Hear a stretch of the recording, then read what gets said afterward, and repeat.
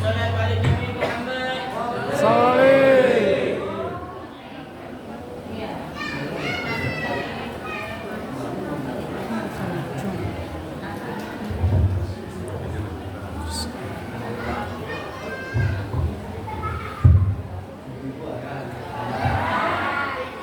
Di sini aja, berdiri aja biar selesai. Jadi, Assalamualaikum warahmatullahi wabarakatuh.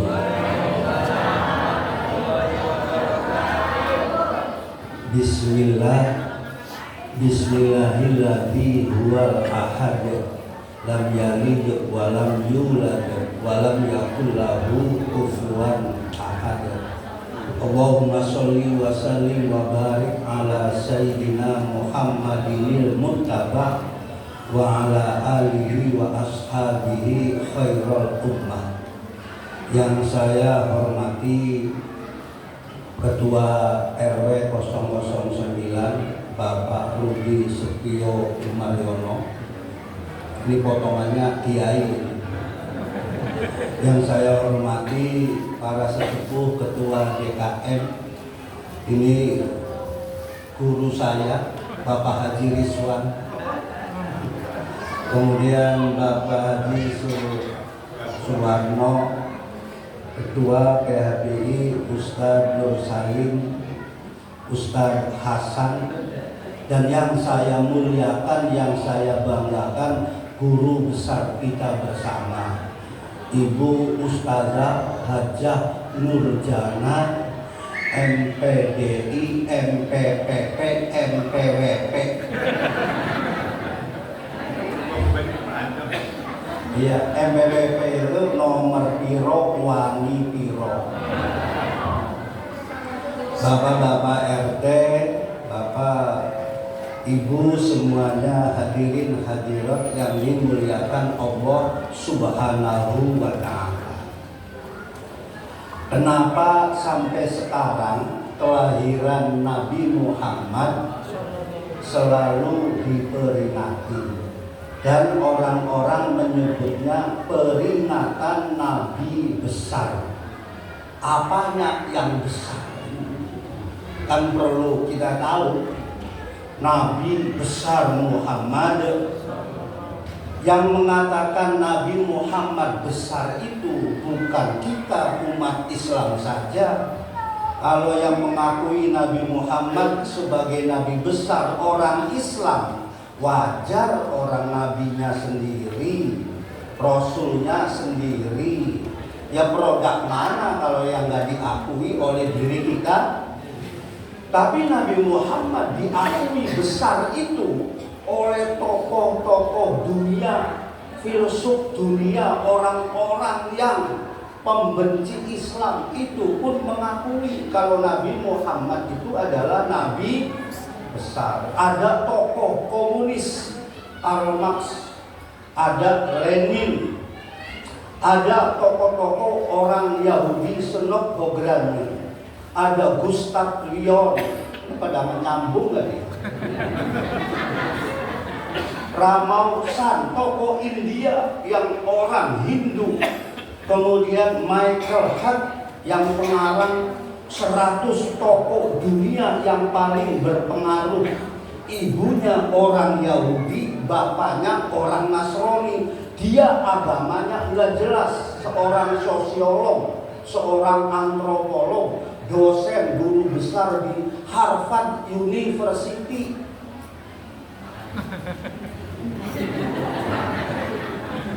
Ya biar tahu Nabi besar itu bukan kita yang ngomong, beliau. Bahkan Karl Marx mengatakan di dalam bukunya, nggak usah saya sebutin bahasa Rusianya, sayanya nggak bisa, ibu juga nggak bisa, percuma.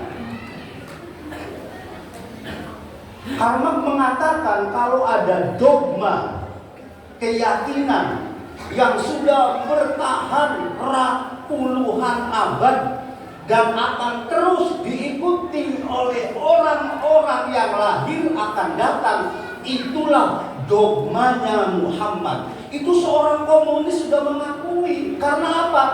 dogmanya dia yang anti Tuhan, komunis, Uni Soviet, Cina, Yugoslavia itu hanya bertahan 83 tahun. Dogmanya, doktrinnya hancur, tidak dipercaya lagi.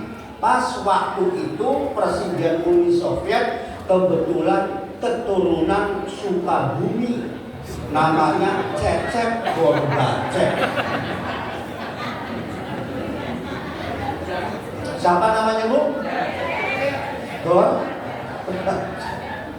Jadi itu kebetulan masih ada darah Sukabumi. Kayaknya masih tetangganya Bunda saya kayak. Dia membubarkan dogma komunis itu, PKI itu sudah nggak berlaku. Maka kalau sekarang masih ada kita takut PKI, tahu komunis sudah bubar dan nggak masuk akal kalau manusia tidak mempunyai Tuhan. Itu dia sudah ngomong, biangnya itu ragu dengan doktrinnya sendiri. Oleh karena itu mereka mengatakan Nabi Muhammad adalah manusia terbesar di dunia. Contoh, kalau ibu bapak melihat buku lagi karangan Michael Hart, membuat buku, seorang sosiolog suruh membuat buku, judulnya adalah 100 tokoh di dunia yang paling berpengaruh. Siapa? Dari 100 tokoh itu, dia menempatkan Nabi Muhammad nomor 1. Walaupun diberhentikan jadi guru besarnya, diusir dari kampus Harvard University, diusir dari Amerika, karena salah meletakkan urutan 1 Nabi Muhammad. Apa kata dia? Ini keyakinan saya sebagai seorang antropolog, sosiolog, ilmuwan, saya nggak boleh bohong. Kalau berbicara tokoh yang paling berpengaruh dari Nabi Adam sampai Adam Smith sampai Adam Jordan, Muhammadlah yang nomor. Kalau saya mengatakan Nabi Muhammad nomor 1, Nabi Muhammad Nabi besar, kemampuannya apa? Orang baca Iqra aja 4 tahun masih jilid 3 nggak habis-habis.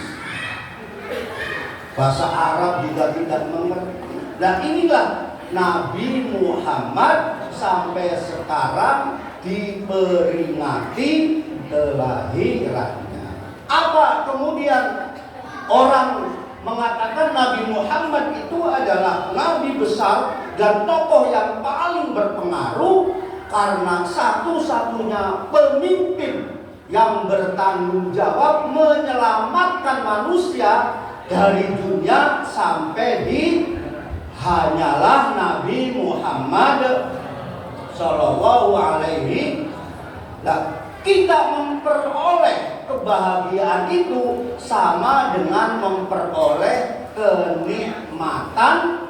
Tujuan kita malam hari ini nomor 4, saya tambahin di Guru Sada Nurjana, baru 3 saya tambahin nomor 4. Nomor 4-nya adalah tujuan menghadiri Maulid Nabi adalah kita menjadi orang bahagia dunia dan memperoleh nikmat di dunia dan nikmat di akhirat.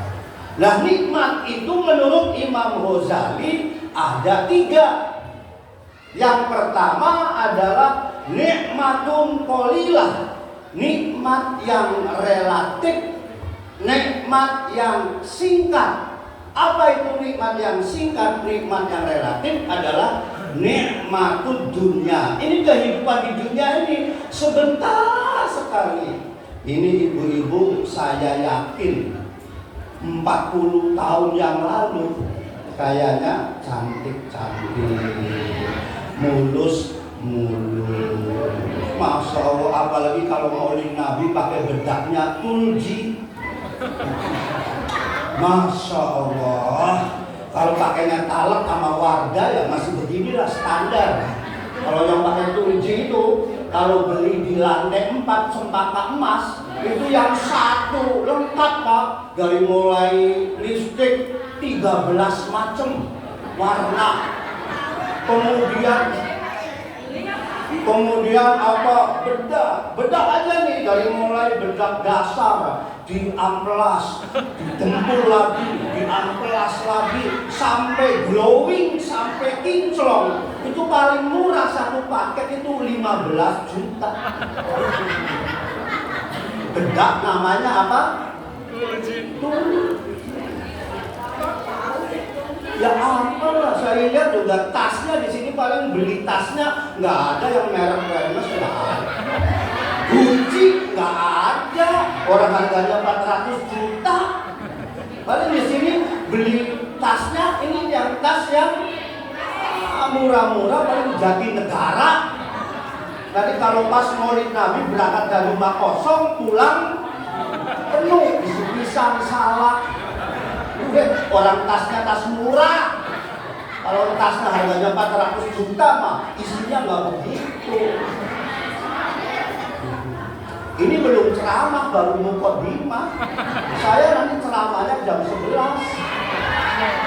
Ini baru mukadimah. Ini belum menerangkan ilmiah Maulid Nabi, belum. Baru cerita tentang kenikmatan. Tuh, untuk suasana agar tenang, damai, yuk kita baca sholawat dulu kepada Nabi. Tapi tolong diiringi dengan hadroh ibu-ibu. Ayo, biar bapak-bapak senang. Ayo, solisnya mana? Solis yang suaranya enak. Nah, ini duet dengan saya ini. Saya pengen tahu bisa nggak kompak nih malam ini duet dengan Roma Zahari. Ini ibu-ibu kalau nggak dikasih tugas begini, bapak lu ngobrol lu. Coba kalau sudah dikasih tugas begini, kok keluar dari sana ada yang ibunya masih apa? Ya saya baru kasih kopi panas suruh minum, suruh bis. Kopinya nggak jadi. Mana solisnya? Oke, kita baca sholawat dulu biar suasananya hening. Tadi kan oleh anak-anak apa? Sudah. Ini sholawatnya adalah sholawat padang bulan. Nadanya oktav C minor. Jangan tinggi-tinggi ya. Jadi gini nih, dengerin dulu. Solis ibu ya.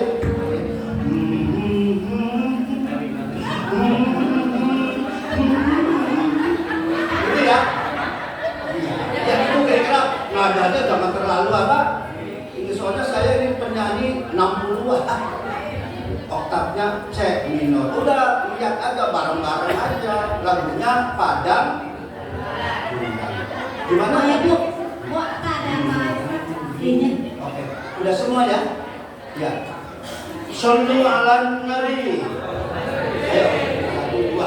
Padang bulan, padang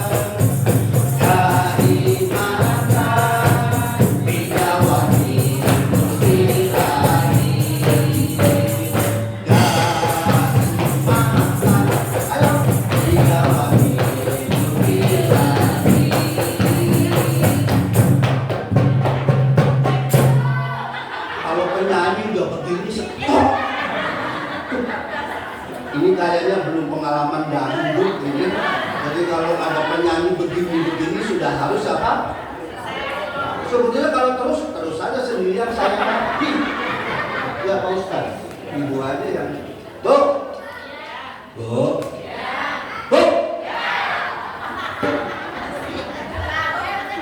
Nikmat di dunia itu adalah nikmat yang relatif. Maka apapun jabatannya, apapun kekayaan kita, semuanya akan berakhir dengan waktu yang singkat. Dan yang paling gak enak itu adalah sabda Nabi, wallahi demi Allah, umri wa umroh ummati baina sitina wa sab'in. Jangan dulu dimasukin, masih ada 7 lagu lagi, 7 sholawat lagi, nanti terakhir kerinduan. Nanti nomor 6-nya pria idaman. Pasti apa kalau kayak ini? Apa ya? Kalau ngaji Quran mah belum tentu apa. Sampai di mana ya bisa? Hah?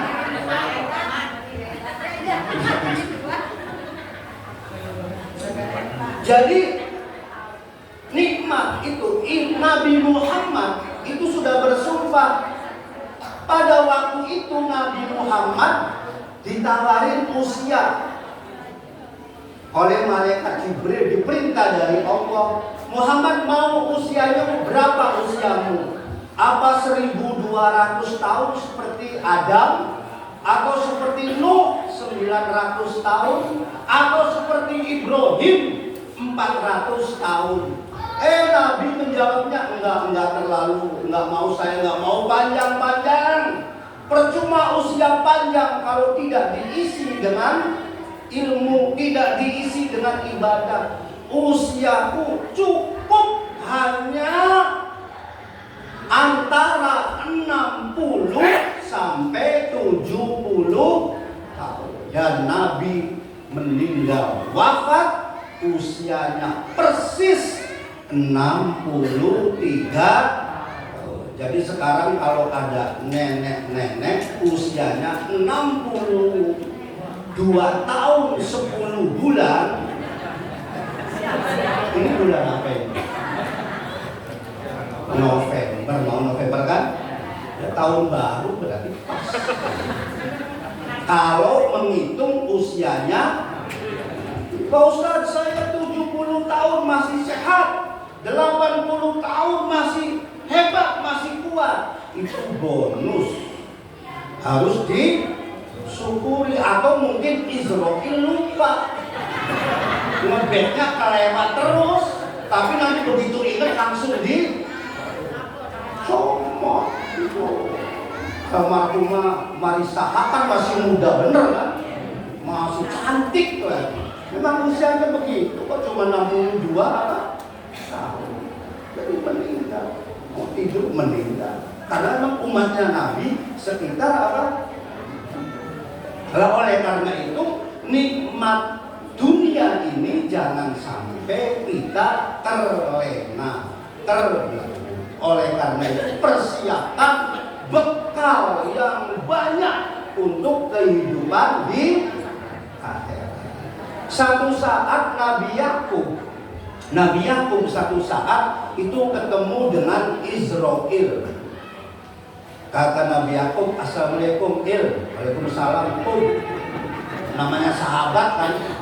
Dari mana Il? Biasa keliling nyari yang hari ini mati saya cabutin. Kamu lagi ngapain kok? Biasa ngatur anak-anak, ngatur ini umat gitu. Ngomong-ngomong, saya mau nanya, kata Nabi Yakub, usia saya masih lama enggak? Sebentar saja dia, kayaknya masih lama. Kok masih lama ya? Terus apa? Saya pesan ya, nanti kalau saya sudah waktunya meninggal, tolong WA. WA saya, ngasih tahu. Kalau nggak lewat pesan, kalau nggak lewat apa lah. Gapek kalau sekarang begitu. Tolong saya dikasih tahu minimal sebulan atau seminggu sebelum saya meninggal, kamu harus PA. Akhirnya dua-duanya tos, namanya apa? Sahabat, kata Israel, tos. Oke, nanti saya WA sebelum menik. Lama nggak datang, nggak ketemu. Satu saat Israel bawa kandek, bawa kantong, bawa tambang juga. Nabi aku, assalamualaikum, kata Israel. Waalaikumsalam. Ada apa ngapain? Ya saya habis ngabutin orang kemana-mana. Giliran kamu jam ini. Wah, Nabi aku gebrak meja.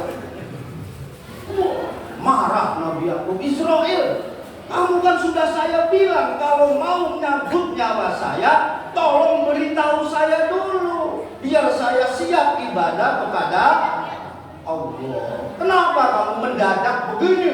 Karena digebrak mejanya. Nah, Israel terbang lagi menghadap Allah.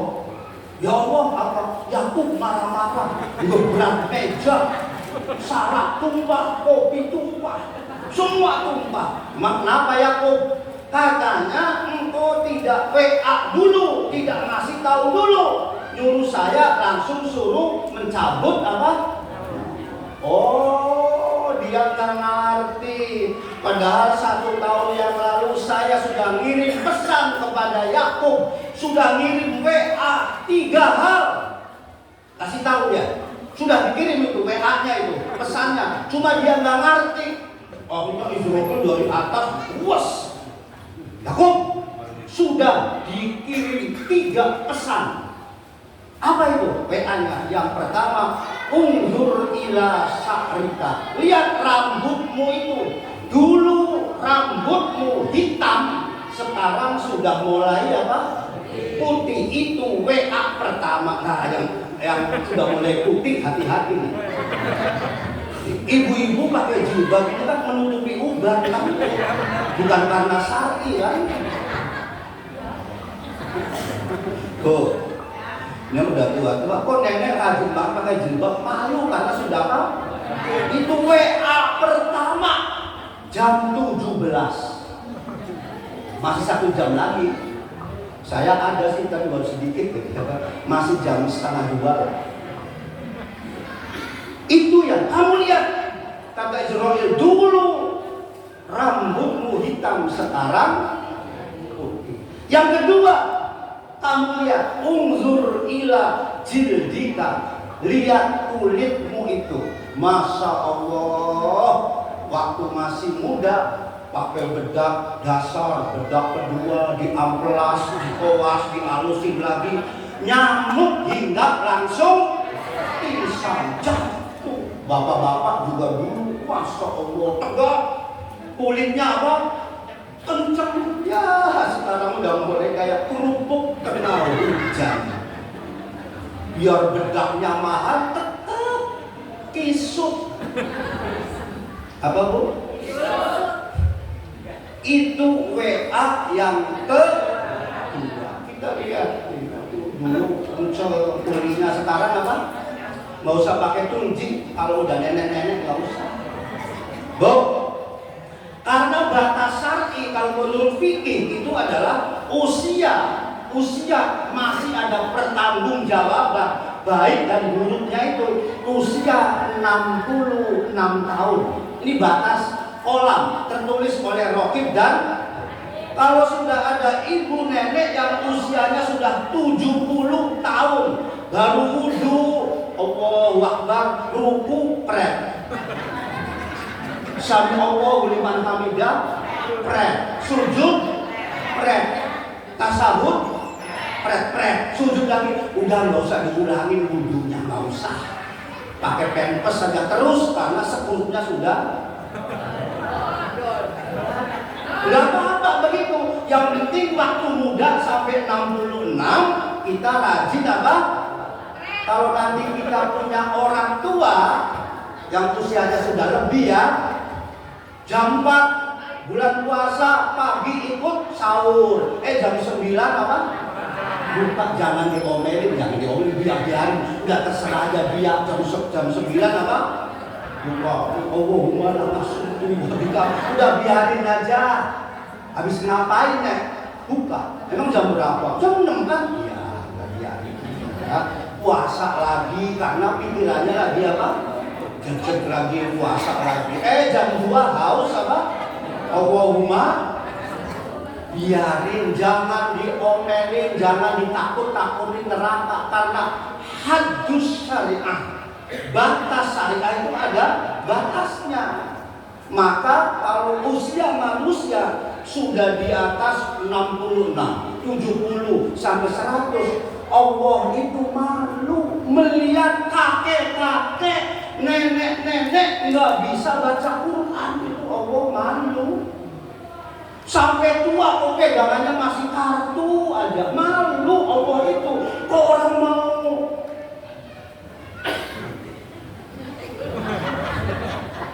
Masih nggak mau ke masjid. Waktu muda disuruh ke masjid, maaf Pak Ustaz, anak saya kecil, lagian saya rumahnya masih ngontrak. Nanti kalau sudah punya rumah, anaknya sudah gede, saya baru rajin ke. Anaknya sudah gede, sudah pensiun, dititipin cucu. Kapan ke masjid? Saya cucunya banyak. Salah sendiri waktu doa, ya Allah panjangkan usia saya agar saya bisa ngomong. Doanya salah.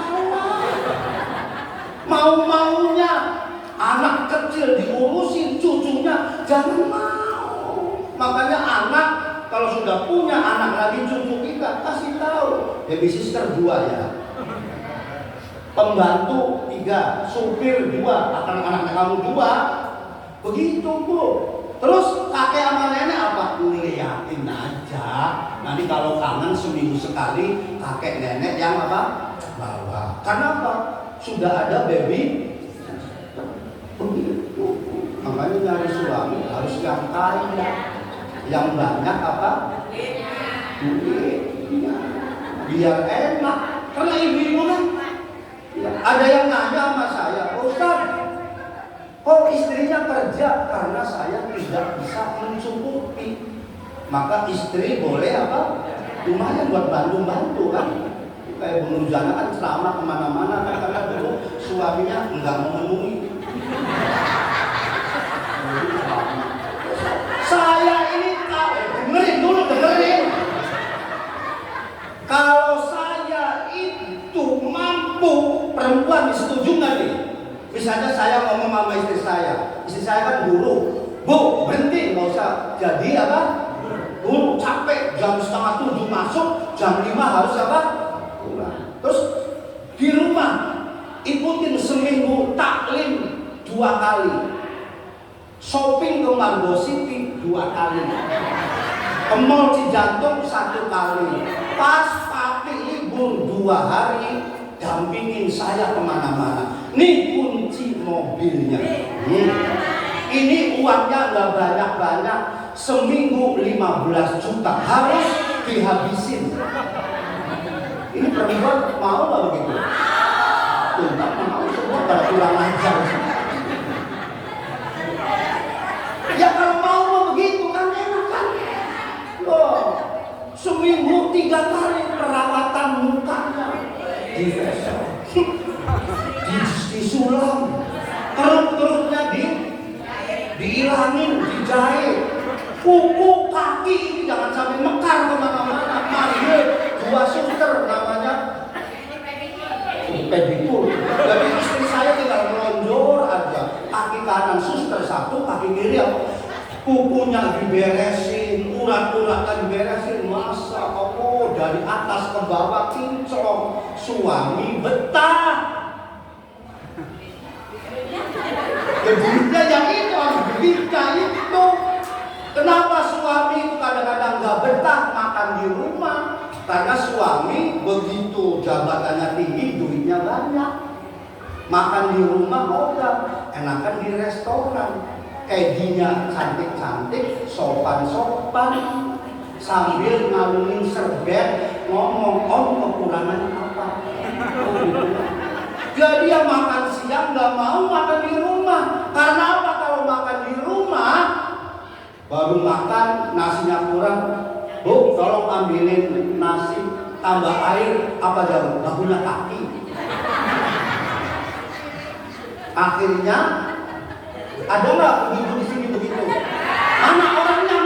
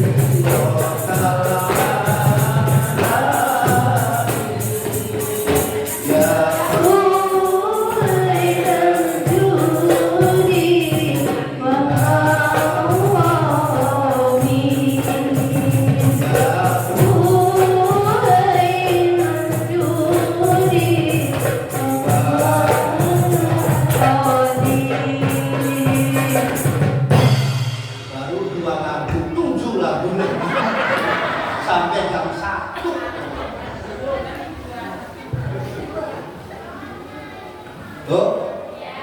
Bu, ibu-ibu kan tadi sebutkan rajin ngajinya ya. Nggak tahu bapak-bapak ini. Enggak, saya nggak yakin. Karena bapak-bapak nggak punya seragam. Kalau ibu-ibu punya, kalau taklimnya seminggu 7 taklim berarti punya. Mau maulid Nabi ini pasti nih tim hadroh ini beli seragam. Pertanyaannya sudah lunas belum? Alhamdulillah. Saya kalau sama bapak-bapak taklim saya larang pakai seragam. Cukup mikirin ibu-ibu aja, sekarang udah pusing. Bapak-bapak tanya sama Pak Haji Suwarno, ngaji di saya bertahun-tahun, Pak Ustaz pernah ngaji sama saya? Pernah Bapak Jimmy pakai seragam? Ya pernah, karena saya tahu ibunya seragamnya banyak. Oh, yang ketiga, nikmat. Yang ketiga apa yang kedua? Yang kedua adalah nikmatun kabiro, nikmat yang besar. Apa nikmat yang besar itu? Adalah nikmat ketika kita di dunia husnul khotimah, dosanya diampuni oleh Allah, masuk ke dalam surga.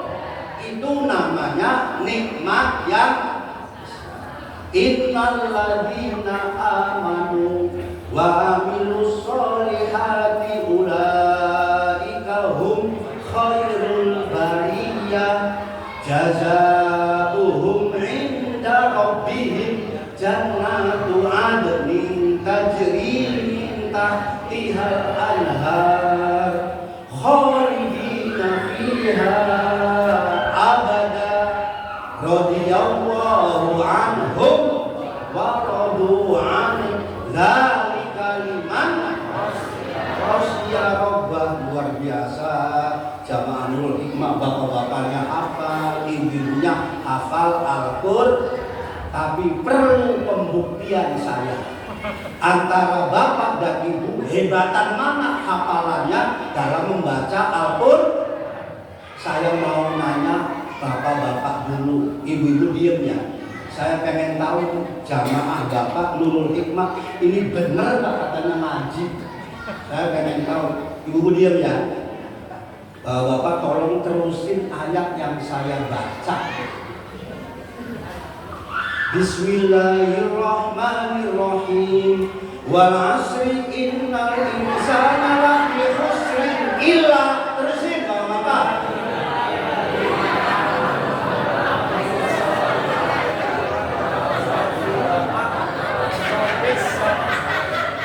Masya Allah, bapak-bapak ngaji tanpa seragam lancar. Ya Allah, bapak-bapak Nurul Hikmah, jangan pada tertawa, dengerin nih. Diam. Kalau nggak percaya satu kali lagi nih, ikutin bapak, terusin ayat yang saya baca. Bismillahirrahmanirrahim. Inna a'tainaka al-kautsar. Terusin.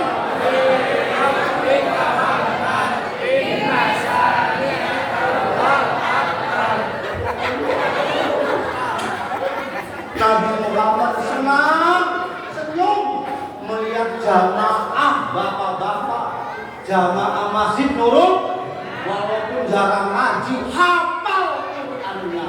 Dibaca ayat awal langsung nyambung. Ini tandanya tanpa seragam, hebat. Bapak-bapak diem ya, saya mau nyoba. Bismillahirrahmanirrahim. Yang di luar jangan makan dulu. Innamal mu'minuna alladzina idza, kalau tepuk tangan terusin. Tuh ada yang ngajarin di sedekah. Ini gimana sih? Masa nggak bisa terusin? Bapak-bapak 2 kali dites.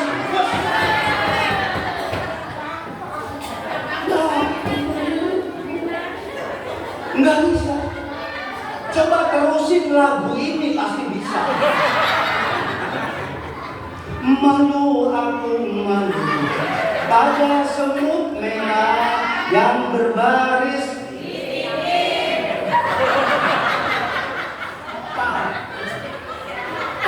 Makanya waktu 2 bulan lalu kan ribut tuh, ada yang dari Bandung, Abah siapa namanya? Saya bisa ngomong sama cecak, saya bisa ngomong sama binatang. Saya bilang, ketinggalan loh. 25 tahun yang lalu Bima Esa sudah bisa ngobrol sama semut. Malu aku malu pada semut yang berbaris di dinding menatap seakan penuh tanya.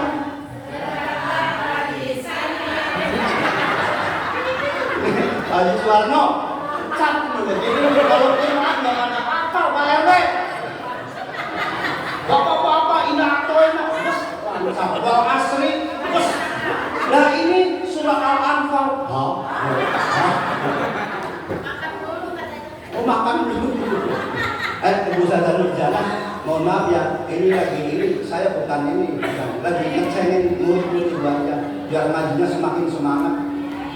Bu, nikmat kabiroh, nikmat yang paling besar. Bagaimana cara memperoleh nikmat yang paling besar?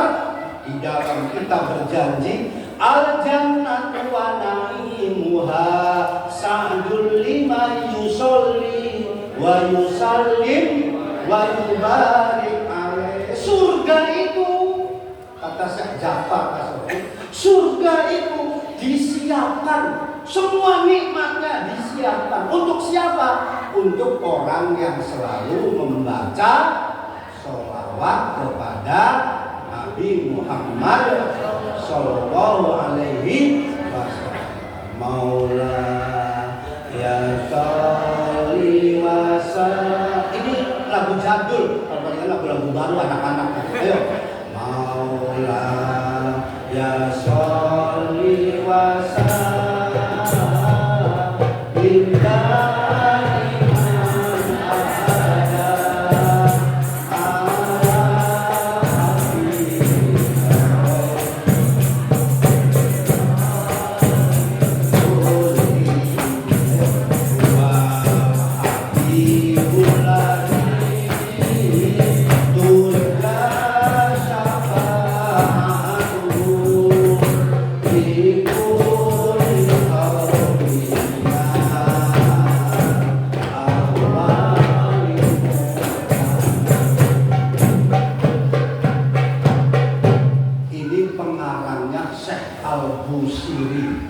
yang mengarang syair Burda.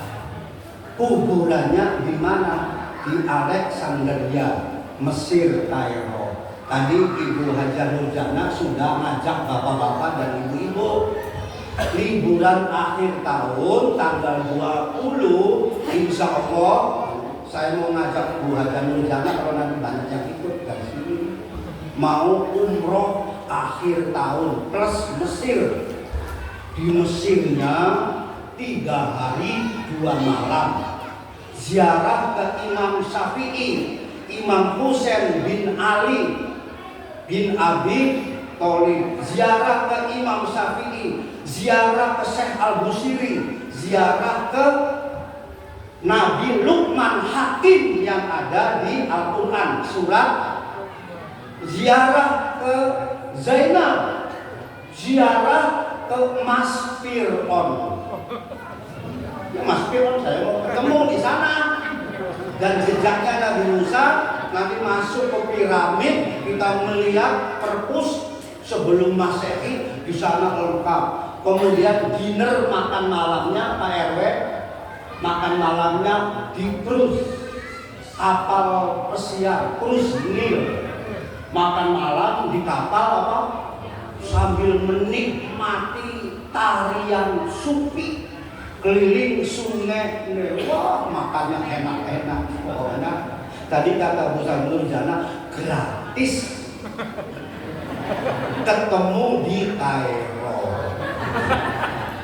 Jadi kalau yang mau ikut, ayo liburan anak. Ini akhir tahun sudah libur semua, libur panjang. Tanggal 21 berangkatnya pakai mendarat insya Allah di Kairo. Nanti di sana siang ziarah ke Imam Syafi'i, kemudian Imam Husain bin Ali, kemudian ke Al Azhar University, sholat di situ di Masjid Agung Al Azhar. Ketemu dengan beberapa mahasiswa yang mungkin di ini sekedar saya mah nggak promo, nggak lagi ngegesin omongan tadi Ibu Ustazah apa Nur murah kok, ikut bareng-bareng aja yang belum tahu. Nah nanti tahun barunya tahun malam 1 Januari 2025 di depan Ka'bah. Apakah itu trompet? Kalau boleh ya nggak apa-apa. Karena malam tahun di depan Ka'bah kita munajat menyongsong tahun baru agar berkah hidupnya. Yang ketiga, nikmat adalah nikmat yang paling paripurna. Sebetulnya nikmat di surga itu sebetulnya nikmat agung, tapi nilainya lama-lama akan membosankan. Tulis, nikmat di surga itu bukan nikmat yang agung yang luar biasa. Karena di sana cuma makan, tidur, kawin, tidur lama-lama. Karena nanti jamaah Nurul Hikmah ini bosen, nanti saya membentuk panitia piknik penghuni surga. Kata ibu-ibu, kemana Pak Ustaz? Kita piknik besok hari Minggu ke neraka. Siapa yang ikut? Tapi kalau yang di dunianya sholat hanya cuma pengen surga, nggak mau saya. Karena Ustaz tuh macam-macam aja piknik ke. Saya nyewa mobil yang eksekutif, izin nama malaikat Ridwan, saya mau membawa jamaah Nurul Hikmah. Mau kemana? Apa dari? Mau piknik kemana? Ke neraka. Disediain bis sama malaikat Ridwan. Jalan sampai di neraka jahanam itu padam apinya. Karena api tidak mau membakar orang ahli surga, karena di dalamnya orang ahli surga biasa baca Waqiah, biasa surat Al-Mulk, walaupun tadi surat Al-Anfal nggak hafal, apalagi Inna Atoena langsung surga mati neraka itu karena hafal Inna padam, karena neraka padam. Kemudian sayup-sayup dari kejauhan ada yang memanggil-manggil bapak ibu. Pak Haji Suwarno, Bapak Haji Rizwan, tolong, karena nerakanya apa? Padam. Begitu dilihat, lah mati hijau. Lagi di lama, udah jutaan tahun. Pak Haji Rizwan kenal nggak dulu saya? Waktu Anda dari RT kan saya ini termasuk ketua RT-nya ini. Cuma gaplek dulu. Akhirnya karena mendengar rintihan begitu, kemudian panitia usul kepada malaikat Malik. Mana janji Allah, janji Nabi? Katanya manzal ladzi yashfa'u indahu illa. Akhirnya Nabi Muhammad memberikan izin kepada Pak Haji Rizwan. Pak Haji Rizwan, saya kasih 7 tiket ke surga. Kasihkan kepada teman tetanggamu yang sekarang gosong. Begitu yang ke-7 Ustaz. Ternyata Ustaz di neraka, sarungnya nyampe. Kenapa Ustaz Kiai di neraka? Karena suka nyuruh kebaikan, dianya jarang berbuat. Jarkomi. Ahmad Jahari nakut di neraka. Akhirnya ditolong sama Pak Haji apa?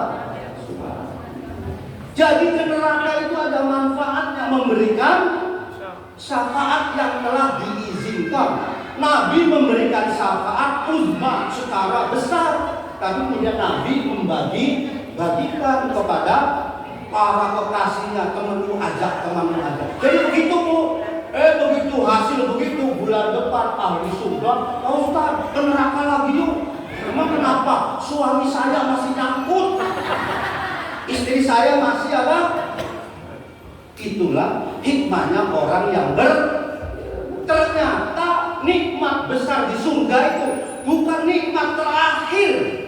Nikmat terakhir, nikmat yang paripurna adalah nikmat melihat Allah Subhanahu wa man kana fal ya'mal amalan sholiha wala yusyrik bi'ibadati rabbih ahada. Setelah kita melihat Allah, semua lupa, bidadari lupa, makanan lupa, sujud sampai kata Allah, bangun. Itu anggur sudah disediakan, itu bidadari 3 bulan udah dianggurin, tapi orang enggak mau. Ya Allah, nikmat sujud adalah nikmat yang paling sempurna. Melihat Engkau adalah nikmat yang paling paripurna. Jadi yang terakhir adalah nikmat itu melihat Allah Subhanahu. Wassalamualaikum warahmatullahi wabarakatuh.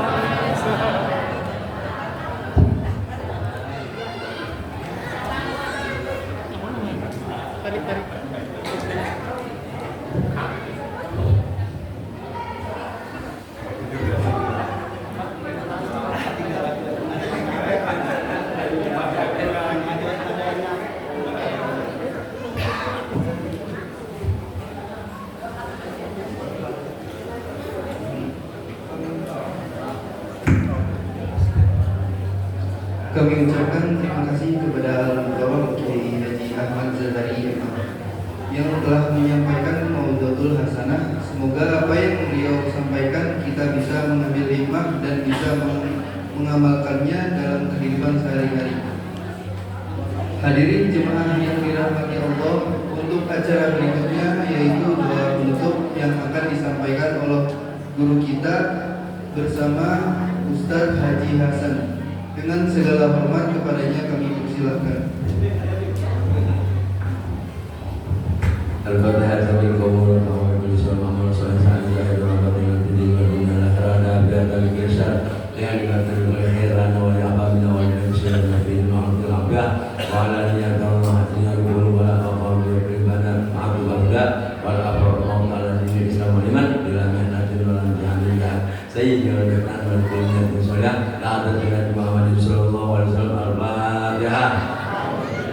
Bismillahirrahmanirrahim. Alhamdulillah rabbil alamin. Arrahmanirrahim. Maliki yaumiddin. Iyyaka na'budu wa iyyaka nasta'in. Ihdinas siratal mustaqim. Siratal ladzina an'amta 'alaihim ghairil maghdubi 'alaihim waladdallin. Amin. Ya Farijal Ham, ya Kasibal Gham, ya Mayyat Yaghfir Yarham. Da'u bi asmanakallahumma wa ta'ala salam. Wa akhir da'hum alhamdulillah rabbil alamin.